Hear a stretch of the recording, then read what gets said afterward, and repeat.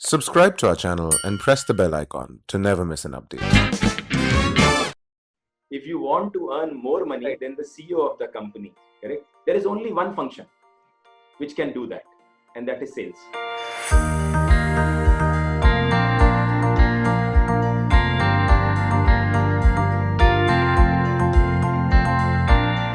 Hi guys, welcome to another episode of Conversations in Quarantine. We are really getting used to this lockdown. We figured out how to get the best content to you guys, even though the lockdown is going on and on and on. It seems endless right now. Today we have someone very interesting with us. His name is Mr. Amit Agarwal. He's an author and he is a senior vice president in sales and business development at Manthan Systems. I really admire people who are authors because it's a tough job to put together a book, especially in non-fiction. So, really looking forward to this. So, Amit, welcome to Inside IIM. Really looking forward to this conversation. Thanks, Kunj. Glad to see that you are doing this during the quarantine. It was relevant earlier also, and it of course more relevant now. Thank you and best wishes. So, Amit, you had the absolute elite education possible in India. You've been to an IIT and an IIM. Typically, grads of that pedigree end up taking up roles in investment banking or consulting or those kinds of places. How come you made a career in sales? So for me, it was a progression because fundamentally, I believe that everybody is selling. Because either we are selling a product or a service or an idea, correct? Even both in personal life or professional life. So that is the fundamental thought process. That look at some examples. If somebody is talking to his boss for a salary raise, is the person selling or not? If somebody entrepreneur is pitching an idea to an investor, is he or she selling or not? So typically sales is only associated with a salesperson who is selling a product or a service. However, fundamentally we all are selling. So I consider sales as a life skill.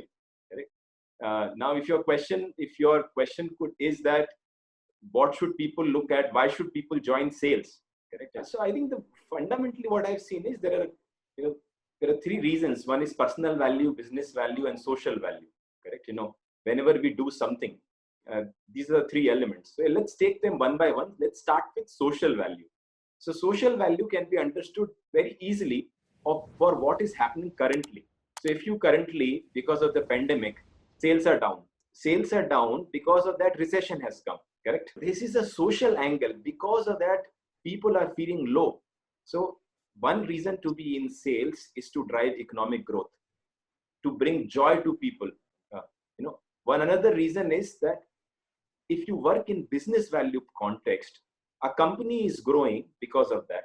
The other is people's salary is being paid because of the work done by the salesperson. Imagine if sales is not happening in a company for a week or a month or for a quarter.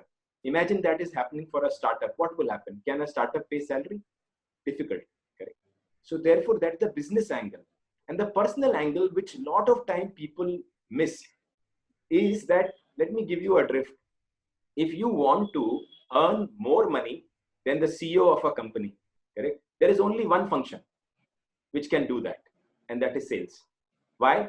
Because sales in a lot of good companies, when the sales structure is designed, compensation is designed, if your fixed salary is, let's say, 100 rupees, just an example. A lot of people in different roles, their variable salary would be 20%, 30%, something like that, correct?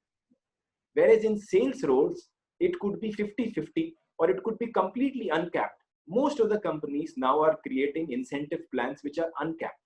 So a lot of time, and this is the only function where CEO or your senior management would be happy to give you the money, because everywhere else they will say, oh, 20%, 30%, there might be doubt. In sales, if the salesperson is not making money, company is not making money, correct? So therefore, these are the three reasons why somebody needs to be in sales. Yeah. What gives you a kick? Like every job, there is a moment of truth when you get a kick out of what you're doing that justifies all the 80%, 90% other things that you sometimes don't like that you have to do. So what is it about sales that gives you a kick? So actually, I have actually coined this term salespreneur also, which came because of this kick aspect which you are asking.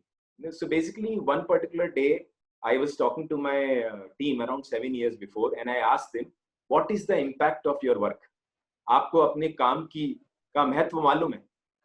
And I asked them, and nobody could respond because it was a weird question. Instead of sales review, the supervisor is asking what is the impact of the work, correct? So nobody could answer that. And then I told them something profound. I not prepared for it. It just came out. It said, आपके काम के कारण 180 घर के चूल्हों में रोटी बनती है. Exact words. It was said in Hindi. Due to your work, bread gets cooked in 180 households.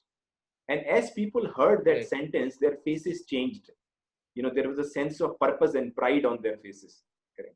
So for me, fundamentally, what works in sales is that service mindset, that ability to influence, the social aspect of it. For me, sales is social entrepreneurship, because it creates these things. It creates customer value. It creates joy. It creates economic growth. Correct. So these are the elements which sales drives, and that is what gives me a lot of kick. Amit, not everybody will be good at sales, right?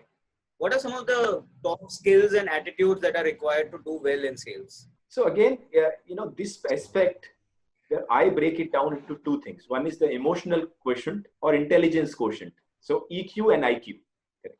So a lot of times, let's talk about both of them. A lot of times people talk about only IQ. For the EQ aspect, they say there are 3 elements, while there are a lot of things for which we require a separate master class, correct? But if we have to pick few, so there is 3 S. Words S starts with, sales starts with S, correct? The 3 S to remember, that is Seva, which is the service mindset, correct? Then there is the element of Shraddha. What is Shraddha? Is faith. Then there is an element of Sabri, which is patience. And then the 4th S is Sadhana, which is disciplined action. So in the EQ part, if we are doing this service mindset, if the mindset is not service, it will not work. Then if it is patience element of the faith means you need to trust yourself, and you need to trust the product which you are having. You need to trust. Correct? And then patience, service mindset, all of these things when combined together, these are the elements of EQ, correct, which are there. Again, one more element which I would want to bring to your attention is, the sadhana, which I said, disciplined action, is gratitude. So a lot of times when we are in sales, we are in too much pressure, this target pressure, this pressure. So what is happening is we are becoming magnets which are very weak. So imagine a magnet, if magnet is there, the magnet size might be bigger, but the inside of the power of that magnet is very weak. Can that magnet attract anything, any iron? No. So the EQ part of it, Kunj, is that. So gratitude frame, what are you grateful for? Remember the 3 deals which you are grateful for. You will immediately become resourceful. Remember elements from your personal life, your professional life, your parents, your friends, any element which you are grateful for. It could be as simple as every morning you are saying, what 3 things I'm grateful for. In the evening, you are saying, what 3 things I'm grateful for. If you want to be about business, personal life, sales, the question is changing, Kunj, correct? You can keep on adding what you are grateful for. But when you are doing that gratefulness, what is happening is, as a magnet, your potency is increasing. And the other S, which is the disciplined action, because a lot of times, emotionally we become tired, so we stop taking action. Actually, I was watching this serial of our Prime Minister, Mr. Narendra Modi, and there is, in the 2nd or 3rd serial, there is a very interesting dialogue from Swami Vivekananda, which the young Mr. Narendra Modi says. He says, Pratiksha nahi, prayas. Correct? Pratiksha nahi, prayas. Right. The both words starts with pa or p. Correct? So which is the prayas is what is I am talking about. Is disciplined action. Are you doing action? So these are the EQ part of it.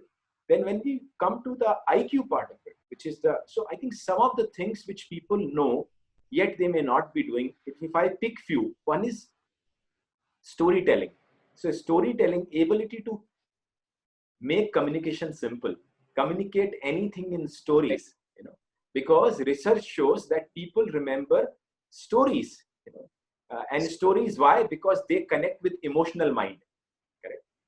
And there has been research where they say ethos, pathos, logos. Correct. And if you have to, you might have heard about it. The item which scored the highest in various TED Talks, correct, was pathos. Somebody analyzed various TED Talks and say, why do people connect? Which TED Talks work? So the TED Talks which were focused on pathos, which is emotions. And one way to create emotions is to talk in stories, or metaphors, correct? So when we talk to our kids, we say, you are my sunshine. We can also say, I love you. You are my sunshine, correct? Or if they are fighting, we are saying, you are fighting like cats on dogs, correct? In sales, there is a very famous metaphor which is being used, crush it. What crushing? What are you crushing, correct? Actually, the metaphor is targets, correct? But actually you say it is the crushing the rock, the way. Even if I give you some examples in B2B sales, for example, there was a situation where a client was satisfied with the quality of software, right? Yet he was bit concerned about the price, and this was in Middle East. So one of the metaphors which I used is that our software is a Mercedes-Benz at the price of Toyota Corolla, correct? So you understand, again, if we have more time we can discuss many things, but metaphor are the shortest form of stories.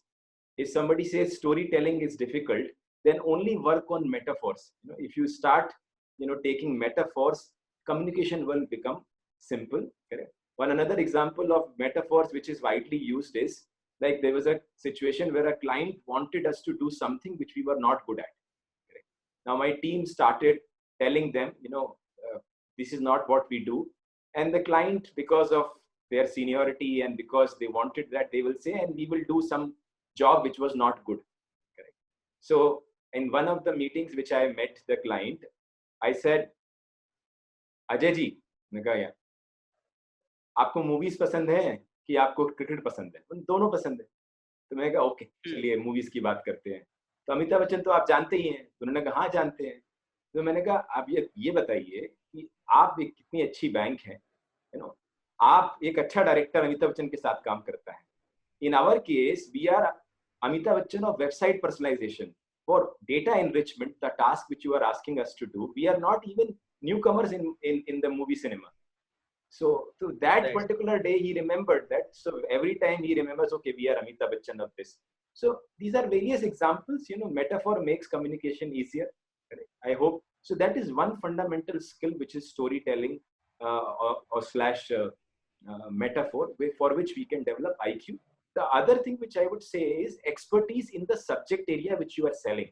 So for example, if somebody is selling CRM, correct? If somebody is selling, let's say Zoom, the things which on which we are recording, correct? I am selling marketing cloud. In whichever area what you are selling, you need to be an expert. Now, how can you assess you are an expert? Very simple test. Can you speak about it in a TED Talk fashion? 18 minutes non-stop. Just test it out. If any topic you are selling CRM, okay, no need to do it with others. First do it with yourself. Record yourself. 18 minutes without PowerPoint presentation. Can you speak about it? That is a sign of your expertise in that subject area. Of course, many other things. I'm just giving a simple test. Okay? So these are the two things, Kunj, I would say storytelling / metaphor. And the second one is expertise in that area, knowledge in that area which you are selling. In enterprise sales, they say you require face-to-face meeting always. Why? Now that COVID-19 will expedite that change, which is for good. Correct? That people are thinking about virtual communication.